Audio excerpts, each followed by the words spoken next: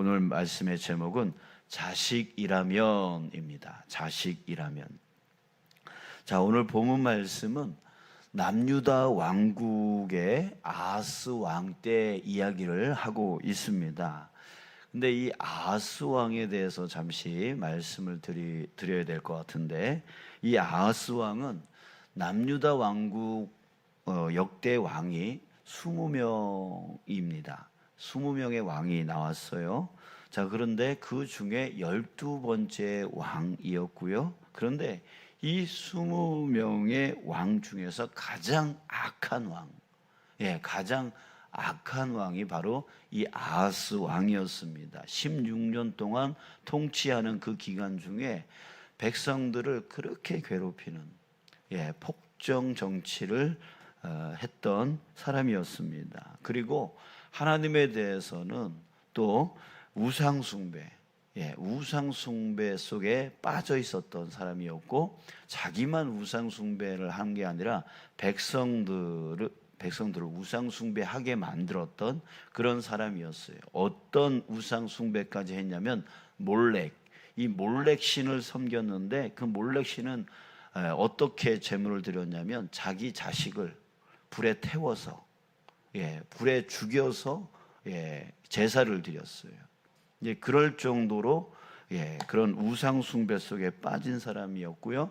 그리고 하나님을 의지하기보다는 아수르라고 하는 당시 제국이 있었는데 그 제국을 의지하였어요. 그래서 그 아수르 제국을 따라가고 싶어가지고 그 아수르 제국의 그 제단을 보고 와가지고 그 제단을 똑같이 만들고 그 제사법을 똑같이 따라했던 사람이 바로 아하스 왕이었습니다. 그래서 이 아하스 왕은 하나님을 향해서 또한 백성들을 향해서 엄청난 죄를 저질렀던 그런 악한 왕으로 기억되고 있는 사람입니다. 자, 그런데 이때에 아람, 그 이스라엘의 오른쪽에 아람이라고 하는 나라가 있었는데, 그 아람의 르신 왕하고 그리고 북이스라엘의 베가 왕이 연합을 했어요. 연합을 해서 지금 남유다의 이 아하스 왕 때 남유다를 침공을 한 거예요. 전쟁을 일으켰습니다. 자, 그래서 지금 그때의 남유다 상황이 어땠냐면 바로 2절에서 표현하고 있는데요. 어떤 사람이 다윗의 집에 알려 이르되 아람이 에브라임과, 여기서 에브라임은 바로 북이스라엘을 대표하는 족속인데요. 바로 북이스라엘을 말합니다. 아람이 에브라임과 동맹하였다 하였으므로 왕의 마음과 그의 백성의 마음이 숲이 바람에 흔들림같이 흔들렸더라. 그렇게 아람과 북이스라엘이 연합해서 공격해 올 때에 이 남유다 사람들은 숲이 바람에 흔들리는 바람에 흔들림같이 흔들렸다. 엄청나게 두려움 속에 빠져 있었다라고 하는 것을 우리가 알 수가 있어요. 자, 그런데요, 그때 하나님께서 이사야에게 임재하셔서 이사야 선지자에게 말씀을 하셨습니다. 가서 아하스 왕에게 전하라라고 하면서요. 자, 무슨 말씀을 하셨을까요? 자, 오늘 본문 내용을 보면 한마디로 말하면 이런 말씀이었어요. 걱정하지 말아라.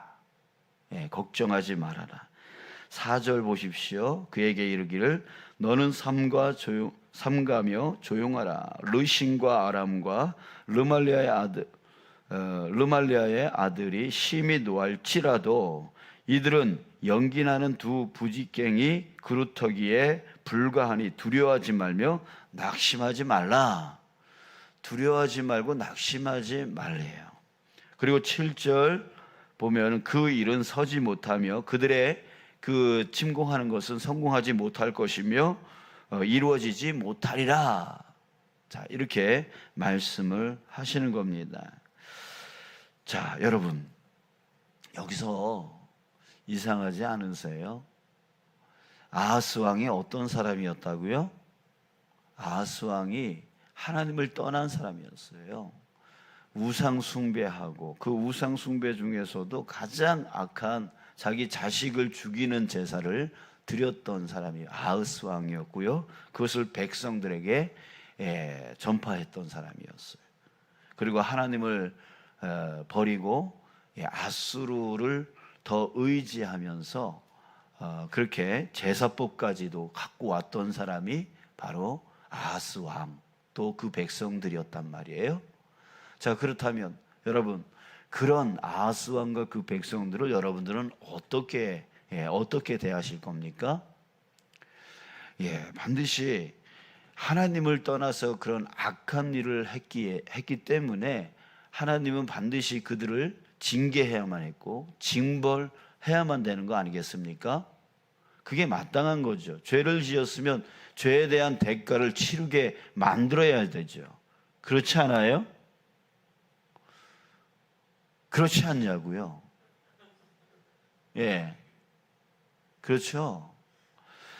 자, 여러분, 그런데 하나님이 이사야 선지자를 통해서 그를 돕고 있다는 얘기예요. 너희들 걱정하지 마, 두려워하지 마 이러고 있단 말이에요. 오히려 그들을 보호하고 있다는 얘기죠. 자, 여러분, 왜 하나님이 그러실까요? 하나님이 그 죄에 대해서 공의로운 하나님이, 공의로운 하나님 아니십니까? 공의로운 하나님이 왜 그들의 죄를 묻지 아니하고 너희들 지금까지 나에게 죄를 지었고 백성들에게 죄를 지었으니까 너희들 징계 받을 거야, 징벌 받을 거야. 그래서 내가 저 아람과 저 북이스라엘을 통해서 너희들을 징벌하려고 하는 거야. 이렇게 해야 되는 게 마땅하지 않냐고요. 그런데 오히려 너희들 걱정하지 마, 두려워하지 마, 내가 너희들 보호할 거야, 너희들 지켜줄 거야, 그들은 너희들을 이기지 못해, 이렇게 말하고 있다는 거죠. 자, 여러분, 그런데요, 제가 한 가지 예를 들어드릴게요. 요즘 TV를 보면 연일 쏟아지는 뉴스 중에 단연 범죄 이야기가, 범죄 뉴스가 제일 많은 것 같습니다. 자, 여러분, 그런데 그 범죄 뉴스를 여러분들이 접할 때 여러분들은 어떻게 생각하시고 어떻게 말하세요? 이럴 때가 많을 거예요. 저놈의 새끼 죽어야 돼, 당장 죽여야 돼, 이런 얘기를 하실 때가 있을 거예요. 그죠? 그러면서 막 분노하죠. 저런 거 살려두면 안 된다고. 요즘 사형제도 논란에 대해서 다시 불거지고 있습니다. 너무 악해지니까. 뭐 묻지마 폭행. 그래가지고 그 당한 사람이 오히려 가해자는 멀쩡하고 당한 사람은 자기가 다쳤음에도 불구하고 그 사람이 다시 나와가지고 복수하겠다라고 막 이런 말을 하니 그 사람이 나중에 감옥에서 나와가지고 또 자기를 해야 할까봐 그 두려움 속에서 살아가야만 되는, 피해자가 더 피해자가 되어지는 그런 세상 가운데 있지 않습니까? 그래서 그렇게 악한 그런 사람들이 많아지기 때문에 사형제도에 대해서 다시 얘기가 나오고 논란, 사형을 해야 되느냐 말아야 되느냐 이런 일들이 계속 일어나고 있어요. 이 국민들이 계속 분노하고 있단 말이죠. 저런 범죄자는 죽여야 돼 이렇게 말하고 있어요. 자, 그런데 여러분 한번 생각해 보세요. 그 범죄자가 내 자식이라면, 내 자식이 그 범죄자라면 여러분 어떠실 것 같아요? 저놈은 죽여야 돼 이런 말 하실 수 있겠어요? 자기 자식에게 그렇게 할 수 있냐고요. 남이니까, 내 자식이 아니니까 저런 놈은 죽여야 돼 라고 그렇게 분노하고 떠들어대고 사형 제도를 다시금 만들어야 된다라고 막 말할 수 있겠지만 그 범죄자가 바로 내 자식이라면 그런 말 할 수 있겠어요? 없는 거죠. 없는 거죠. 자, 여러분, 이제 우리는 하나님을 이해할 수 있습니다.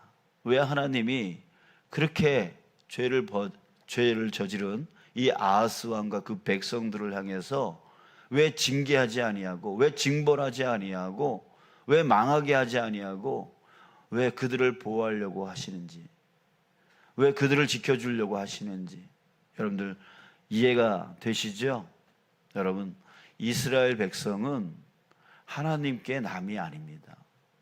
하나님의 종이 아니에요. 예, 노예가 아니에요. 하나님이 마음대로 하려고 택한 그런 백성들이 아니라고요. 그 이스라엘 백성은 하나님께는 어떤 존재였냐면 바로 자식이었어요. 그러기에 그들이 잘못된 길을 가더라도 그럼에도 불구하고 부모의 마음으로 하나님은 그들이 돌아오기를 바랬던 거예요.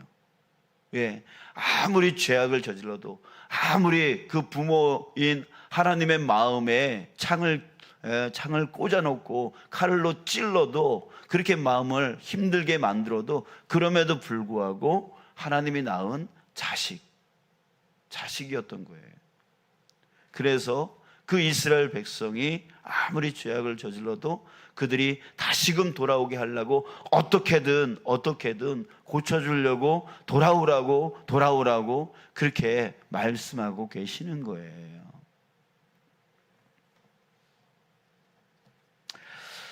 그래서 9절 중간 이후에 보면 하나님의 마음을 알 수가 있어요. 그렇게 너희들 걱정하지 마, 낙심하지 마. 그들이 너희들을 이기지 못하게 할 거야 라고 말씀하시면서 맨 마지막에 9절 끝에 뭐라고 말씀하시는지 한번 보세요. 하나님의 마음이 담겨져 있습니다. 만일 너희가 굳게 믿지 아니하면 너희는 굳게 서지 못하리라.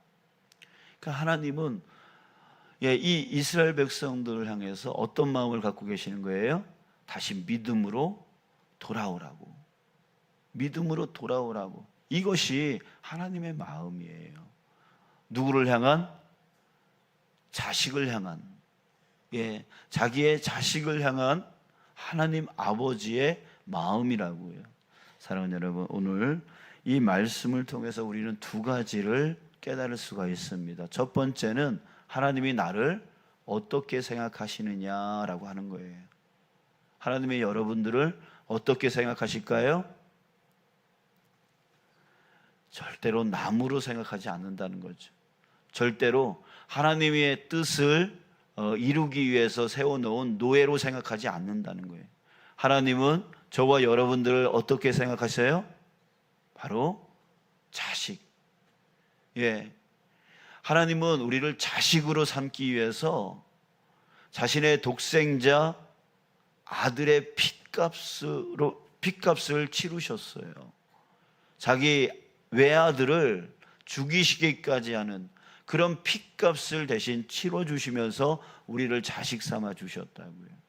하나님의 자녀 삼아 주셨다고요. 그런 존재가 바로 저와 여러분들이에요. 그러니 하나님이 내가 아무리 연약하고 부족하고 또 죄 가운데 있더라도 하나님이 나를 어떻게 보실까요? 바로 사랑으로 보신다는 거예요. 사랑으로.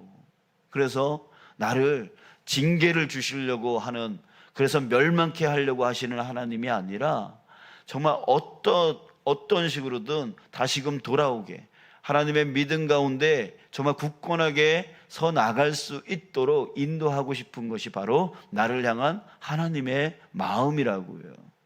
그래서 때론 우리에게 복을 주세요. 그 복 주시는 이유가 뭐예요? 우리가 잘나서예요? 아니에요. 하나님께로 돌아오라고 복 주시는 거예요. 또 우리에게 징계를 주실 때가 있어요. 때로는 힘들게 하실 때도 있어요. 왜요?